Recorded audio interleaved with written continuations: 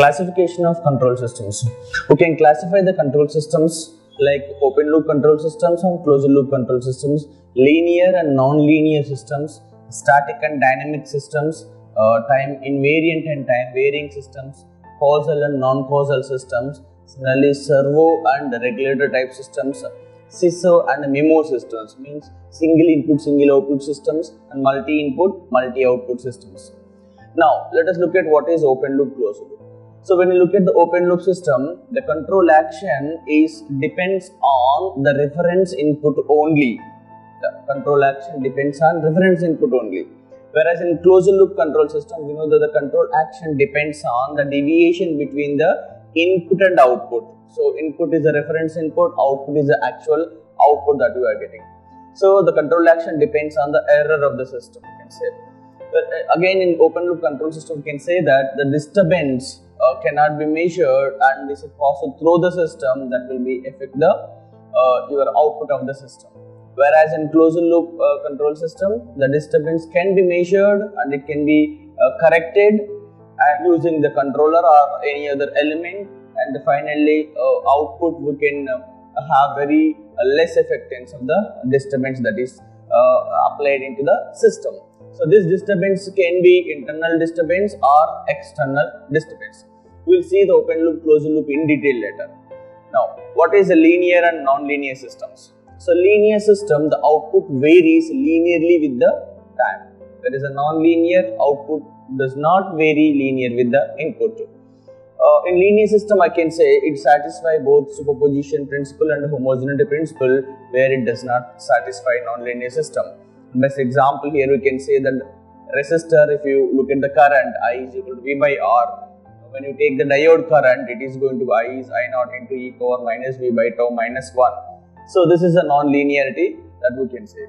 Then what is superposition? What is homogeneity? Look at the linear. I have a system and x1 is the input, that is I am getting the y1 output. In the second case, I am giving x2 input, I am getting y2 output. So if at all if we give the input x is equal to ax1 and if I get the output ay1, then I say the system is following the homogeneity principle, or system obeys the homogeneity principle. Similarly, when I add these two inputs x1 plus x2 and if the output is y1 plus y2, then the system is obeying superposition principle. When a system obeys these two principles, it is called the linear system. When non-linear case, when you look at here, when ax1 is given, the output is not ay1, not homogeneity, so it is not following the homogeneity principle. Similarly, x1 plus x2, if you give the input, the output is not y1 plus y2, then it is non-superposition. So non-linear systems follow this kind of properties. Now coming to static and dynamic system. What is static system? So at any time the output of the system depends only on the present input. Means it is like a memoryless system. What is a dynamic? At any time the output of the system depends on the present and the past inputs. Means it is like a memory system. So it can remember things, the past things in the dynamical system. So again you can look at the resistor, I is equal to V by R, which is only static system. Whereas if you take the inductor, yes, inductor can store the energy and it can give back us the output of the system. Now, so when you write the equation for static system, I can write y of t is equal to f of u of t. Whereas in dynamic system, I can say y of t is equal to f of u of t minus 1, t minus 2 and so on. And what are the time invariant and time varying systems? So in time invariant system, the output of the system is independent of time at which the input is applied. Whereas in time varying system, the output of the system varies, it depends on the time at which the input is applied.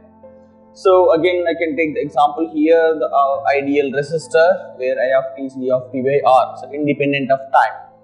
Whereas when you take here the example aircraft mass, then of the aircraft when it changes the fuel or it consumes the fuel. So the acceleration A of t is f of t by m of t, is a time varying system. So again causal and non-causal systems. What are the causal systems? The output is dependent on inputs already received. which are already available to me.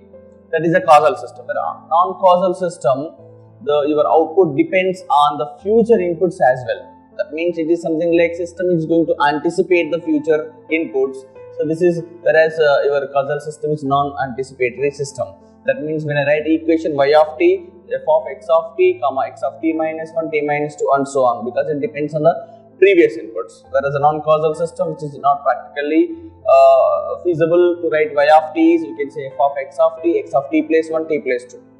So you can take the example of your causal system as thermostat based AC and also your motor or generator and XYZ. Whereas in non-causal system, weather forecasting, something which we forecast, and the missile guidance system. The best example is the exam preparation, because we are going to expect what kind of questions we are going to do in the examination. Similarly, playing a game such as cricket. So depending upon the future, which conditions and other things, we are going to have our plan of the game. Similarly, a servo system and regulator system. So in servo system, the reference input is keep changing. The output has to track the input. Whereas in regulator system, so reference is constant only. Usually it is called the set point, and the output has to follow the input, and the output has to reach the reference in disturbance conditions. So all missile guidance systems, aircraft systems comes under a servo system, which are also called tracking systems. Whereas regulator system, all process systems are regulator systems. Another classification is single input, single output, multi input, multi output. Simple, we can say single input, we take only single input and single output, whereas here we take multiple inputs we give and we take multiple outputs. The analysis of MIMO system is very complicated, but practically there are more MIMO systems. But the analysis of SIFO system is very easy. So first we will try all your analysis of SIFO system, then we extend to MIMO system. So these are the classifications of control systems.